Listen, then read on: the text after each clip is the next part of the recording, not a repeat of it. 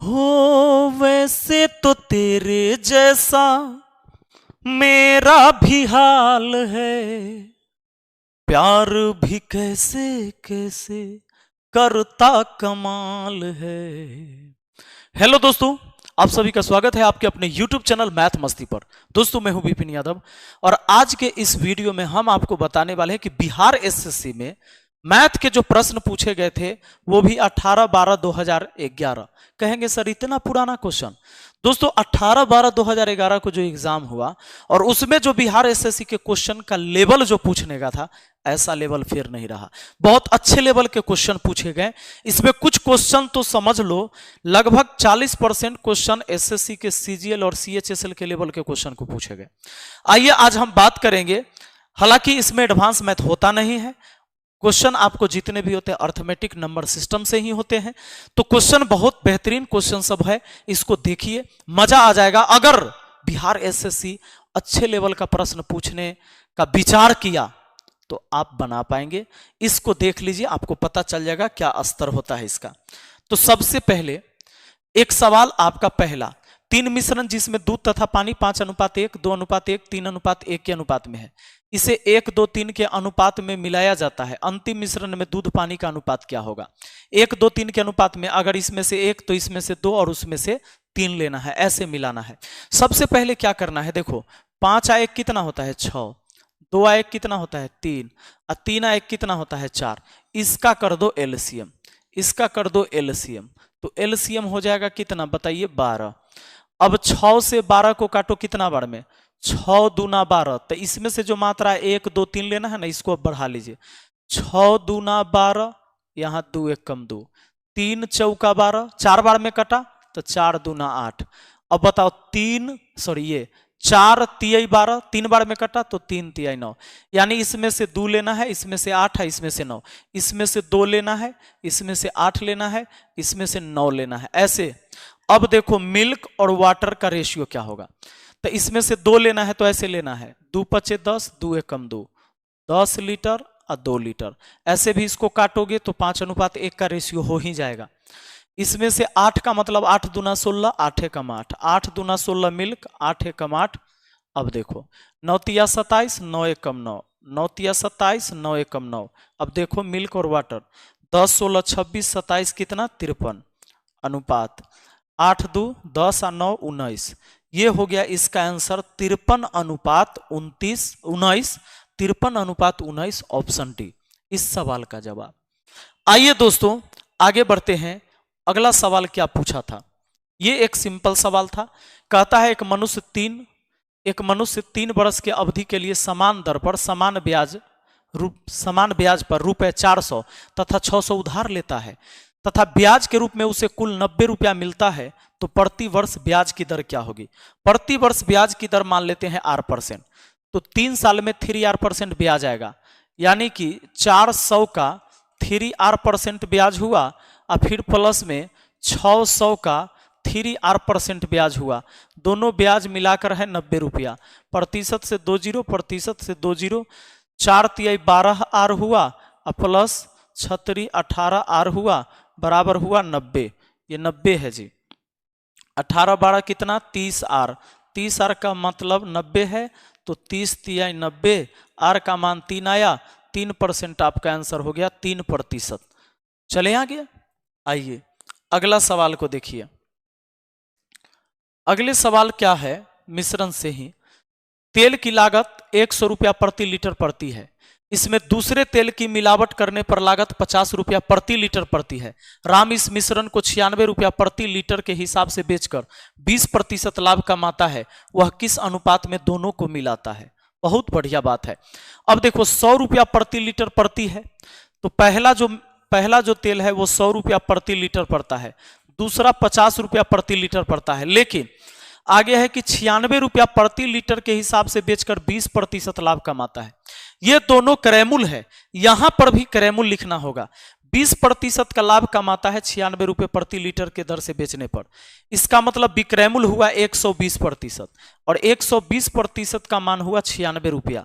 96 रुपये बेचा है जबकि 120% पर बेचा होगा। क्रैमुल है तो 100% का मान निकालिए, तो 96 बट्टा हो गया 120 और गुना हो गया 100। अब 6 से काटे तो 20 बार में, 6 से काटे 16 बार में, अब 20 से काटे 20 पचे 100, 16 पचे ये 80, तो 80 रुपया हो गया इसका क्रय मूल्य। यहां लिख दीजिए 80। अब आपको किस अनुपात में मिलाना है, अनुपात तो ये पता चल जाएगा। 100 में से 80 घटाइए 20 और 80-50 का अंतर 30, 0 से 0 गया, 3:2 आपका आंसर हुआ 3:2, ऑप्शन डी। बात आए समझ में। अगला सवाल पर चलिए। अगला सवाल है दोस्तों, इस सवाल में कोई दिक्कत नहीं है। इस सवाल में थोड़ा सा डाउट किया। डाउट क्या किया, यहां पर एक और बट्टा छोड़ दिया। इस सवाल में एक बट्टा और छोड़ दिया है। यहां पर 1.1/2 बट्टा 1 प्लस 1/1 प्लस 1 प्लस 1/4 ऐसे होना चाहिए था। तो यहां से सवाल हमारा ऐसे बनता, 4 एकम 4 1 5/4, ई हो जाता आपका 5/4, 5/4 हो गया। ये पलट गया, तो पलट गया तो सीधे चला गया 4 ऊपर 5 नीचे, 5 नीचे 4 ऊपर, 5 नीचे 4 ऊपर, 5 नीचे 4 ऊपर। अब हो गया 5 एकम 5, 5 और 4 9/5, ऊपर में 2 एकम 2 1 3/2, बट्टा में हो जाएगा 5 एकम 5 और 4 9/5। अब ले जाएंगे ऊपर गुना में तो पलट जाएगा 5/9 हो जाता, ये 3 तिहाई 9 हो जाता, 5/6 हो जाता, 5/6 हमारा आंसर ऑप्शन सी हो जाता। क्वेश्चन गलत था, मैंने क्वेश्चन बना दिया, आंसर करा दिया। आगे देखो, अगला सवाल था हमारा, सवाल पूछा कि यदि दो संख्या का गुणोत्तर माध्य 8 है, हरात्मक माध्य 6.4 है, तो संख्याएं क्या है। तो संख्या क्या है, देखिए गुणोत्तर माध्य अगर निकालना है, गुणोत्तर माध्य, तो गुणोत्तर माध्य का root under A B formula होता है। हरात्मक माध्य का क्या होता है, 2ab बट्टा a प्लस बी। तो अब जरा देखिए, जरा अब यहां पर देखिए क्या होता है। तो अगर गुणोत्तर माध्य है, अगर हम 8 लाना है, गुणोत्तर माध्य कितना लाना है 8, तो 8 दूना 16 करेंगे तो इसका नहीं आएगा, ये दोनों संख्या रहेगा तो 4 16, 16 चौका 64 हो जाएगा, 4 और 16, 16 चौके 64 का हो जाएगा 8, ऑप्शन बी से। अगर इसका देखते हैं 6.4 हरात्मक माध्य, तो 2 गुना 4 गुना 16, नीचा क्या हो गया a प्लस बी, तो 16 4 कितना हो गया 20। अब बताइए 2 से काटा 10 बार में, 16 चौका 64, दशमलव गया 1 अंक बाद, सही है ऑप्शन बी। ऑप्शन के हिसाब से ही बना देंगे, कोई दिक्कत नहीं है, बहुत सिंपल। अब देखो इस सवाल का आंसर, इस सवाल का आंसर आता है दोस्तों 2, आपने कई बार पढ़ा होगा दोस्तों। इस सवाल को देखिए, इस सवाल को देखिए, इसमें कहता है कि LMN 3 पूर्णांकों का गुणनफल माइनस में 175 है, तो निम्नलिखित में से कौन सा ऋणात्मक होना चाहिए, कौन सा ऋणात्मक होना चाहिए। देखिए L, M और N, इन तीनों का गुणनफल दिया है माइनस में 175। दोस्तों तीनों का गुणनफल माइनस में 175, इसके लिए ऐसा करना होगा, या तो तीनों नेगेटिव होगा तो माइनस में रिजल्ट आएगा, या क्योंकि गुणनफल है, या ऐसा हो कि कोई एक नेगेटिव हो बाकी 2 पॉजिटिव हो, कोई भी एक नेगेटिव हो सकता है, कोई भी एक नेगेटिव हो सकता है, तब जाके हमको माइनस 175 होगा। तो कौन ऑप्शन सही होगा। अच्छा इसमें से किसी को भी हम नेगेटिव कर सकते हैं। अब मान लीजिए हमने इसमें से कर लिया, कोई किसी को भी समझ लो कि अगर चाहे माइनस लाने का 2 तरीका होगा। एक तरीका होगा कि तीनों माइनस में रहे, माइनस गुना माइनस माइनस में आएगा, या एक माइनस में रहे 2 प्लस में रहे तो होगा। कोई भी एक माइनस में हो सकता है, जरूरी यही नहीं यही माइनस में रहे और ये दोनों प्लस में रहे तो भी हो सकता है माइनस में, या ऐसा भी हो सकता है यही माइनस में हो ये दोनों प्लस में हो तो भी हो सकता है। तो इसी स्थिति को पूरा करने के लिए इसमें से कौन ऋणात्मक होना चाहिए, ऋणात्मक कौन होना चाहिए। देखिए तो कौन ऋणात्मक होना चाहिए, इसमें से सब का ऋणात्मक मान, तो यहां पर सब का ऋणात्मक मान कौन होना चाहिए, तो ये तो जोड़ घटाव में दिया है, जोड़ घटाव ये सब तो होगा ही नहीं, होगा तो यही होगा क्योंकि L भी अगर मान लो सब ऋणात्मक है, एल गुना एम, ई भी ऋणात्मक, अब बट्टा में एन, ई भी ऋणात्मक, तो ये हमेशा रिजल्ट ऋणात्मक ही आएगा। ये एल है, सॉरी यहां पर एल है, गुना करेंगे ई ऋणात्मक, माइनस माइनस प्लस हो जाएगा, बट्टा माइनस तो माइनस में आएगा। उसके बाद ऐसे समझिए, अगर हम एक किसी को भी ऋणात्मक करते हैं, ऊपर वाला दोनों पॉजिटिव रहने देते हैं, बट्टा में इसी को ऋणात्मक करते हैं, तो भी रिजल्ट हमारा माइनस में ही आएगा। तो ऑप्शन डी सही होगा। इसमें से कोई एक को माइनस में लाइए या तीनों को माइनस में लाइए, रिजल्ट माइनस में आएगा ही, ऑप्शन डी सही हो जाएगा। इस सवाल को देखा जाए, सवाल है कि पाइप ए टैंक को सामान्य रूप से 2 घंटा में भरता है। टैंक की तली में एक छिद्र होने के कारण पाइप को टैंक भरने में 30 मिनट अधिक लगते हैं। यदि पाइप ए को बंद कर दिया जाए तो लीक के कारण टैंक को खाली होने में कितना समय लगेगा।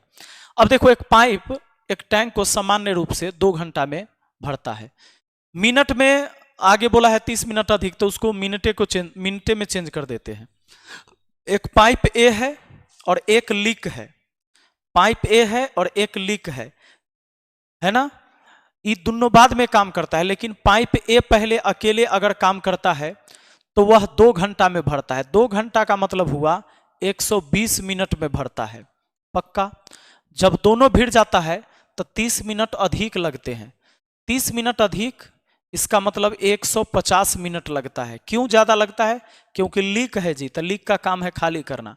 ये दोनों का एलसीएम बनाकर आप ये पता कर सकते हैं कि काम की मात्रा कितनी। 120 0 0 हो गया, 12 15 का एलसीएम 60, यानी 600 हो गया एलसीएम। अब ये अकेले काम करे तो 120 से भाग दीजिए, 0 से 0 12 25 60, 5 लीटर भरता होगा प्रति मिनट, ये क्षमता हुआ। 0 से 0 15 चौके 60, दोनों मिलकर करता होगा तो 4 लीटर भरता होगा।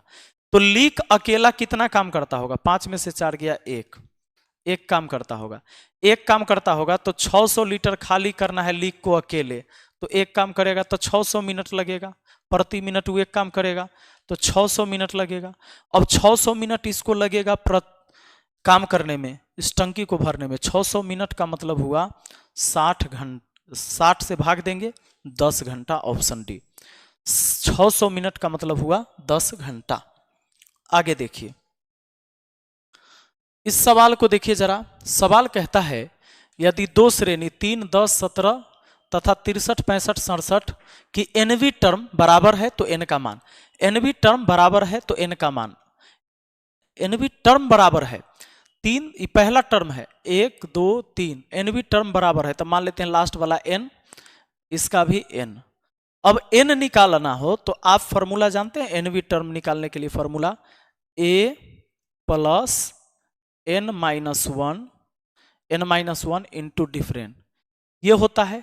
और एनवी टर्म इसका भी बराबर बोला है तो इसके लिए भी A plus N minus one into D, है ना, डिफरेंट। तो इस सब में डिफरेंट 7 का है, 7 का है। इसमें डिफरेंट 2 का है, इसमें डिफरेंट कितना का है? 2 का है। अब देखो, तो ए के जगह इसका लिखते हैं, प्रथम पद 3, एन माइनस वन, डिफरेंट है इसमें 7 का, इसमें प्रथम पद हो गया वहां से 63 प्लस एन माइनस वन और इंटू डिफरेंट कितना का? 2 का। और एनवी टर्म ये निकल गया, एनवी टर्म निकल गया और एनवी टर्म का बराबर है। एनवी टर्म निकालने का फॉर्मूला था, एनवी टर्म बोला बराबर है दोनों का। अब ये देखिए 3 हुआ, अब प्लस यहां हो गया 7n, माइनस हुआ 7 बराबर, ये 63 है, प्लस कितना हो गया जी? 2n हो गया, माइनस हो गया 2, 2n आ गया, 7n में से घट गया तो 5n हुआ। 63 में से 2 चल गया तो ये तो 62 ऐसे ही हो गया, सॉरी 63 में से 2 गया, 63 में से 2 गया तो 61 हुआ। और इसमें से 7 में से 3 गया, -4, उधर जाकर +4, यानी कि 5n बराबर हो गया आपका यहाँ 65। 5 से काट दिया 13 बार में, n का मान 13 हो गया, ऑप्शन बी आपका आंसर हो गया। n का मान कितना हो गया? 13 हो गया। अगला सवाल देख लीजिए। सवाल से मैं परिचय करवाना चाहता हूं आपको।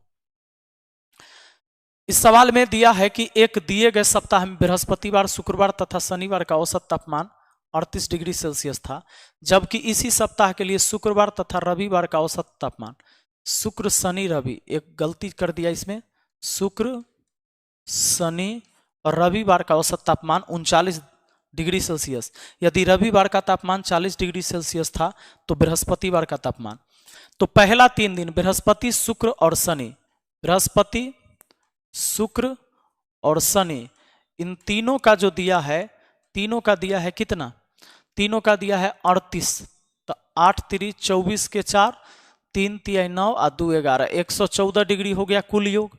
उसके बाद कहता है जबकि इसी सप्ताह के लिए शुक्रवार शनिवार रविवार, शुक्रवार शनिवार और रविवार, इन तीनों दिन का, शुक्र शनि और रवि, इन तीनों दिन का दिया है कितना 39, तो 39 यानी 3 दिन का, तो 9 तिया 27 और 3 तिया 9 2 11, 117 डिग्री हो गया।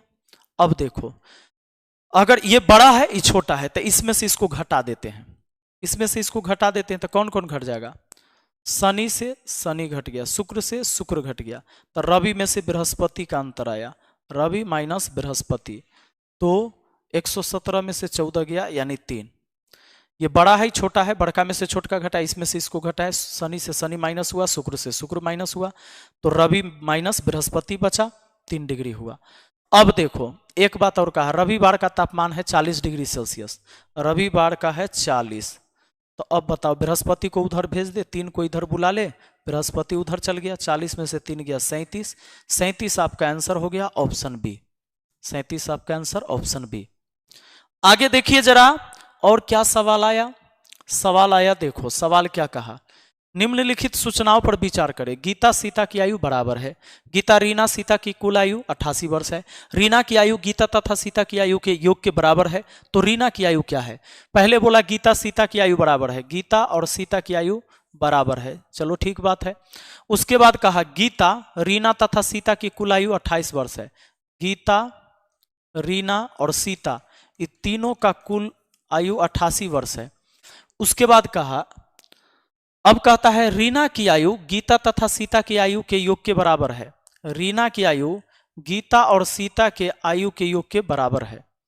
अच्छा ये बात बोल दिया, रीना की आयु जो होगा गीता और सीता के आयु के योग के बराबर है, और रीना का पूछा है तो रीना रहने दीजिए, रीना रहने दीजिए, और गीता और सीता के बदले भी तो रीना रख सकते हैं, गीता सीता के बदले रीना, यानी 2 रीना का मान हुआ 88 वर्ष, यानी 2 से काट दिया 44, यानी 1 रीना का मान हो गया 44, आपका आंसर हुआ ऑप्शन डी। बात है समझ में।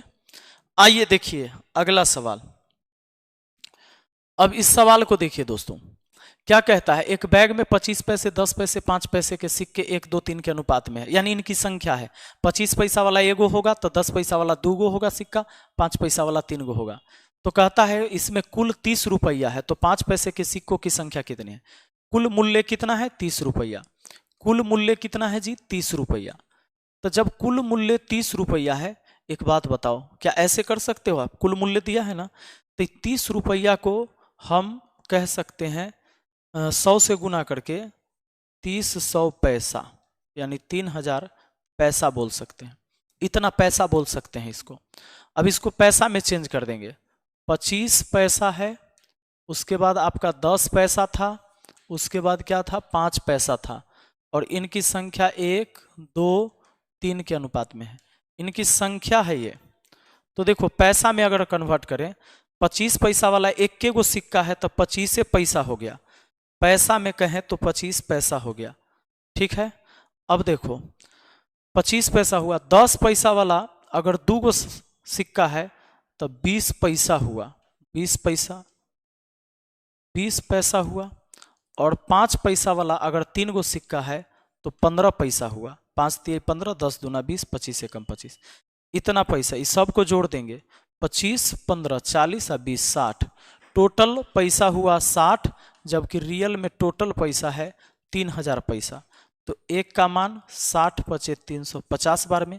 अब 1 का मान 50, आपसे पूछा है 5 पैसे के सिक्कों की संख्या, सिक्का की संख्या यहाँ है, 1 का मान 50, तब 50 दिया कितना 150, 150 सिक्का हो गया, ऑप्शन सी आपका आंसर आ गया, सही है। चले आगे, अब देखिए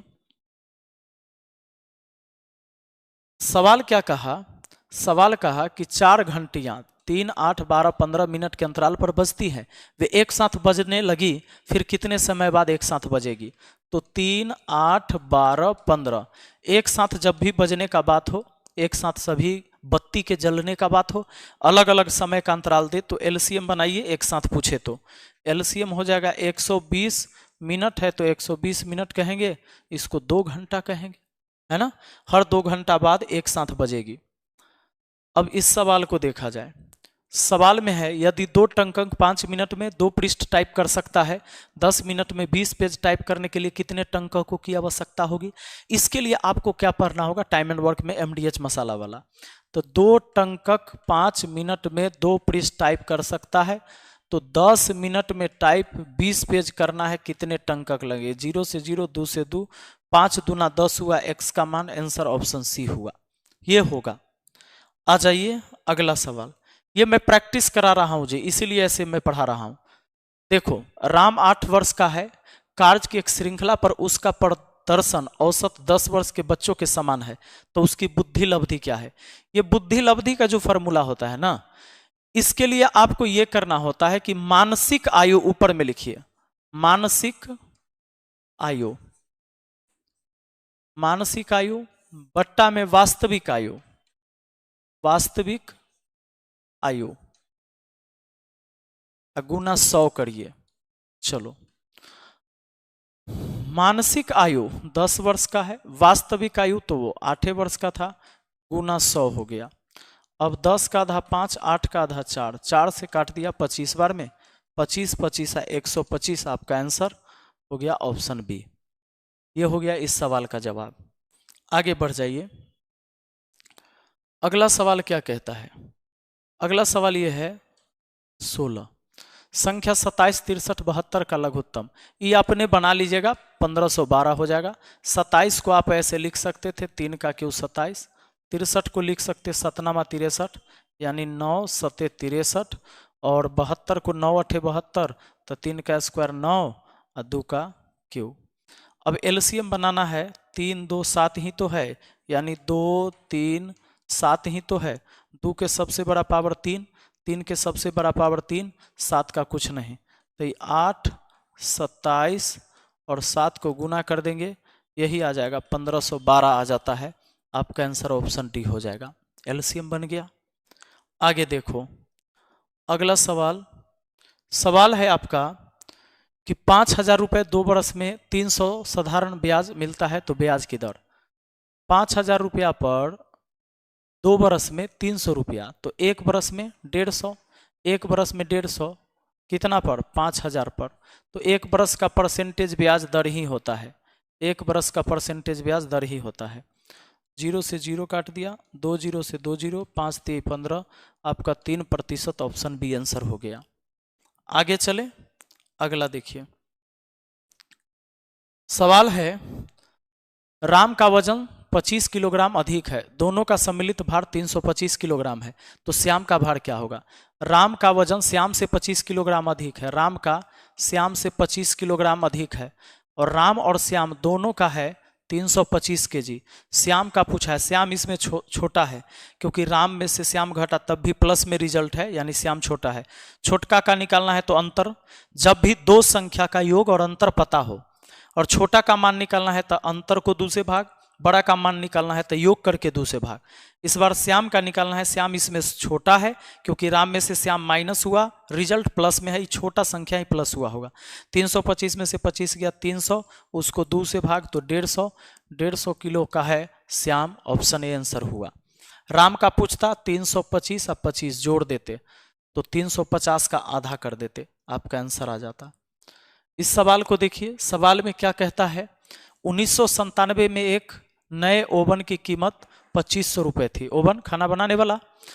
अब 2000 में उस प्रकार के ओवन की कीमत 4800 रुपया हो गया, तो 1997 से 2000 के बीच प्रतिशत बढ़ोतरी क्या हुई। 2500 के समान 4800 हो गया, वृद्धि हुआ 2300 का, वृद्धि 2300 का कितना पर 2500 पर, प्रतिशत के लिए 100% से गुना कर दीजिए, 2 0 से 2 0, 25 चौका 100, 23 चौका 92, ऑप्शन ए हो गया, 92% बढ़ गया।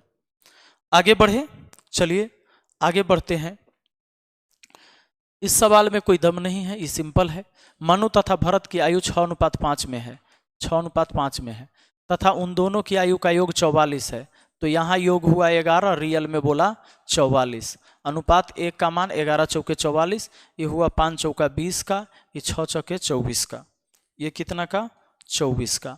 सवाल कहता है 8 बरस बाद उनकी आयु का औसत क्या होगा, औसत नहीं अनुपात क्या होगा, ऐसे पूछना चाहिए था, इसको पूछना चाहिए था अनुपात क्या होगा।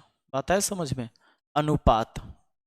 तो देखिए, तो 8 बरस बाद, तो 8 इसमें जोड़िए, 8 इसमें जोड़िए, 8 बरस बाद ये हो गया 32 का और ये हो गया 28 का। 4 से काटा 8 बार में, 4 से काटा 7 बार में, 8:7, ऑप्शन सी आंसर होगा। चलिए अगला देख लेते हैं। अगला क्या है, सवाल ये पूछा किसी क्षेत्र के 40% व्यक्ति मधुमेह से पीड़ित है, 25% मिर्गी से पीड़ित है तथा 10% दोनों से पीड़ित है, तो कितने प्रतिशत लोग किसी भी बीमारी से पीड़ित नहीं है। एक बात याद रखना, फेल बराबर एक फार्मूला होता है, एक पास बराबर फार्मूला होता है। पास बराबर होता है पास प्लस पास माइनस पास। फेल बराबर होता है fail plus fail minus fail. अच्छा, ये फार्मूला कब यूज करते हैं, सवाल ऐसा रहेगा, कई तरीके के सवाल इस पे पूछे जाते हैं। कह देगा किसी एग्जाम में 40% विद्यार्थी गणित में फेल हो गया, 30% अंग्रेजी में फेल हो गया, 10% दोनों में फेल हो गया, कितने प्रतिशत दोनों में पास हुए, ऐसे पूछेगा। या फेल कहेगा या पास पूछे, कुछ भी कह सकता है। कहेगा किसी शहर में 40% लोग कॉफ़ी पीते हैं, 80% चाय पीते हैं और 15% दोनों पीते हैं, कितने प्रतिशत हैं जो दोनों नहीं पीते हैं। सवाल ऐसे पूछेगा किसी भी नगर में, कहेगा 75% जनता जो है हिंदुस्तान अखबार पढ़ता है, कह देगा कि 60% जनता जो है दैनिक भास्कर पढ़ता है और कह देगा कि 30% ऐसे हैं जो दोनों अखबार पढ़ते हैं, तो कुल कितने प्रतिशत है जो दोनों नहीं पढ़ते हैं या दोनों पढ़ते हैं। तो लास्ट में देखना है कि पूछा क्या, तो कितने प्रतिशत लोग किसी भी बीमारी से पीड़ित नहीं है। पीड़ित नहीं है इसको समझेंगे पास हो जाना, अब पीड़ित है तो बेचारा फेल हो गया। और पास पूछा तो फेल वाला पर बनाना। यहां पूछा पास, कितने प्रतिशत लोग किसी भी बीमारी में पास पीड़ित नहीं है, पीड़ित नहीं है, बीमारी से पीड़ित नहीं है तो पास है। पास पूछे तो फेल वाला पर बनाना। अब फेल वाला पर बनाकर क्या करेंगे, देखो फेल 40% मधुमेह से पीड़ित है, मतलब 40% फेल है। उसके बाद कहता है 25% मिर्गी से पीड़ित है, तब 25% फिर लिख दिया ये फेल के जगह। लास्ट में जो माइनस करिएगा जो दोनों के लिए बोला जाएगा, दोनों सब्जेक्ट के लिए, 10% दोनों से पीड़ित है, तो 10% को लास्ट में, इधर नहीं लिखना 10, यहीं लिखना, जो दोनों के लिए बोला जाएगा उसी को घटाइएगा। 25 में से 10 गया 15, 40 कितना हुआ 55, तो 55% टोटल फेल है, यानी बीमार है 55% लोग, समझ लो। तो पास इन बोथ सब्जेक्ट, यानी पास अगर कहें कि कितना बीमार नहीं है, तो 100% टोटल जनसंख्या में से 55% बीमार है, बस 45% ऐसा है जो बीमार नहीं है। 45%, ऑप्शन डी आपका आंसर हो गया। इस बात को ध्यान रखिएगा, कई तरीके के सवाल पूछे जाते हैं, भाषा वही रहेगा, केवल डाटा चेंज करेगा।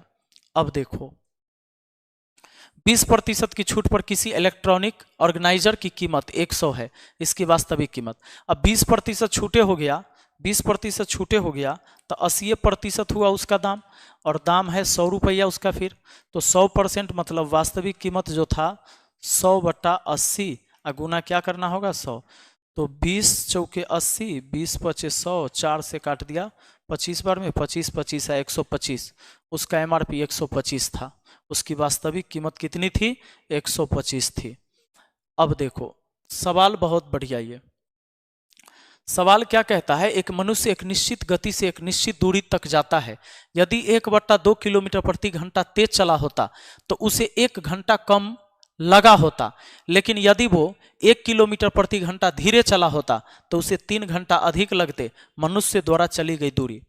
एक तो सवाल ऐसा होता है जो आपको पता होगा, मैंने बताया भी है, कि अगर 8 किलोमीटर प्रति घंटा के चाल से जाता है तब 5 मिनट लेट हो गया, फिर कहेगा कि अगला दिन वो 12 किलोमीटर प्रति घंटा के चाल से जाता है, तो 5 मिनट पहले ईयरली पहुंच गया। तो बताइए कुल दूरी, इस चाल से जाता है, इस चाल से जाता है। इसमें वैसे नहीं बोला 1/2 किलोमीटर प्रति घंटा तेज चलता है, ऐसे बोला।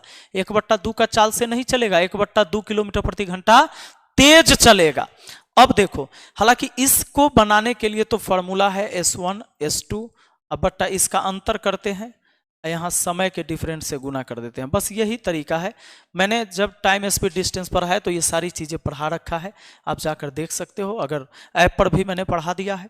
अब देखो यहाँ पर इस सवाल को बनाने के लिए क्या करना होता है। देखो, पहला चाल x मान लेते हैं, अगला आधा किलोमीटर प्रति घंटा बढ़ा के जाएगा, तो x + 2 हो गया। इसी का अंतर नीचे में लिखना है, इसका और इसका अंतर, तो 1/2 का अंतर हुआ, और टाइम से गुना कर देना है। कितना टाइम अधिक लग रहा है, तो 1 घंटा कम। 1/2 किलोमीटर प्रति घंटा तेज चलता है तो 1 घंटा कम लगता है, 1 घंटा से गुना कर दे। मिनट रहता तो घंटा में चेंज करते।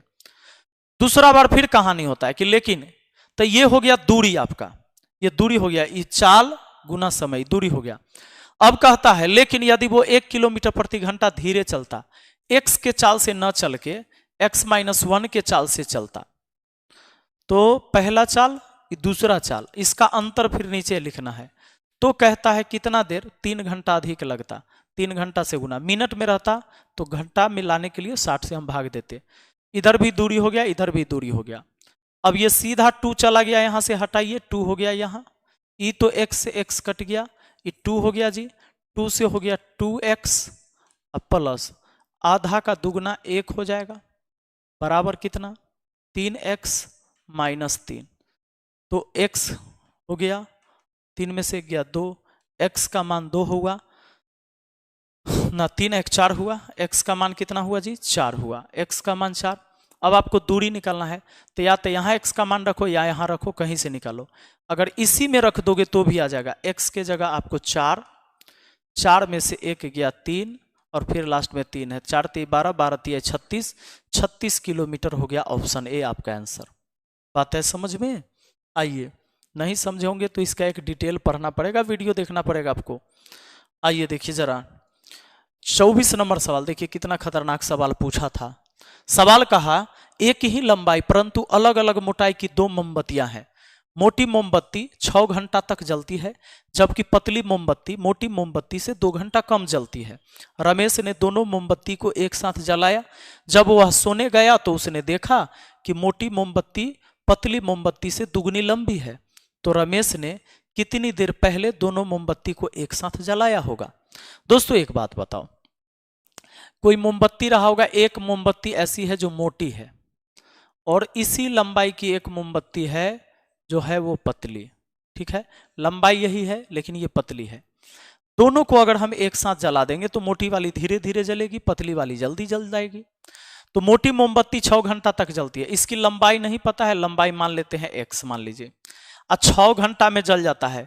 मतलब यहां से आग लगा दिए तो जलते जलते जलते जलते जलते जलते 6 घंटा लगा, मतलब ये पूरा दूरी तय हो गया 6 घंटा में। तो इसकी चाल यानी इसकी स्पीड पता चल गया। कैसे?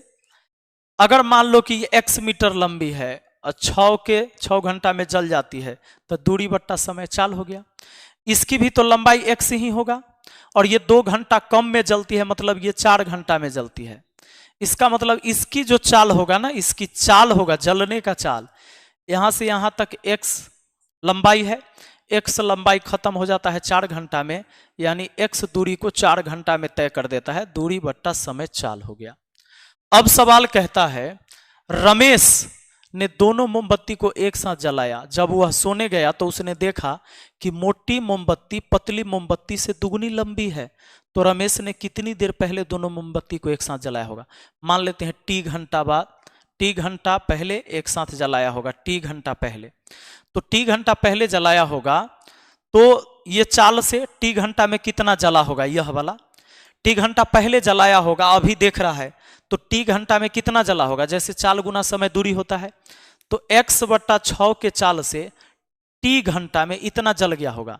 तो टोटल लंबाई x था, इतना लंबाई में से इतना जल गया, तो शेष बच गया इतना। इसकी भी लंबाई x था, t घंटा में जल गया होगा x बट्टा 4t, चाल गुना समय, दूरी, इतना दूरी चल लिया, टोटल दूरी में से चला हुआ दूरी घटा दीजिए या जला दूरी घटा दीजिए। अब देखिए क्या हुआ कि ये जो शेष लंबाई बचा मोटा वाला मोमबत्ती का, ये पतला वाला का, पतला ज्यादा जल गया होगा क्योंकि पतला है तो जलिए जाएगा। कहता है कि पतली वाली मोमबत्ती के लंबाई का दुगना था मोटी वाली का लंबाई, पतली वाली का दुगना, जेकरा पर का उसी में गुना।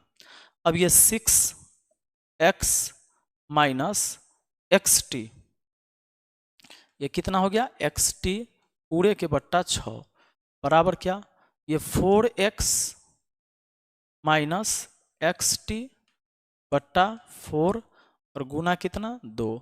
अब 2 से 4 कटा 2 बार में, 2 तिहाई 6, 3 से उधर इधर तो 6x माइनस XT बराबर क्या, 3 चौका 12x माइनस 3XT।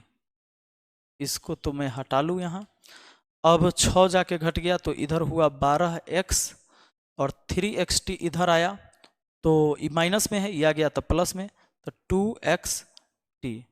अब बताओ x से x कट गया, 2 छके, सॉरी ये घट जाएगा ना, ये घट जाएगा तो 6 बचेगा, ये 3 और इधर तो 2XT हुआ। अब 12, ये 6 जाके घट गया तो 6 गो x बचा, x से x खत्म, 2 तिहाई 6 खत्म 3 बार में, यानी t का मान 3 आया, t का मान 3, यानी 3 घंटा पहले वो जलाया था। ऑप्शन सी इसका आंसर हो जाएगा। दोस्तों तो ये सवाल पूछे गए थे आपको बिहार एसएससी के एग्जाम में 18/12/2011, अच्छे क्वेश्चन थे। मिलते हैं फिर अगली वीडियो में, और तब तक के लिए अपनी तैयारी को करते रहिए, मस्त तरीके से पढ़ते रहिए। Thank you.